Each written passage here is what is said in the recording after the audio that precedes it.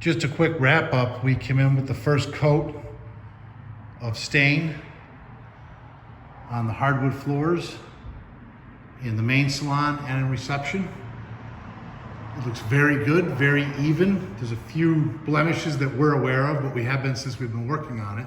But overall, a nice job. It's turning out very well. We're gonna come back with black stain to stain over this to see if we can finally get the final color that the girls from the salon want. They're very particular. I gotta tell you, if you ever get your hair done somewhere, it should probably be by Jade and Rose because they are perfectionists when it comes to color and things like that. So it looks good.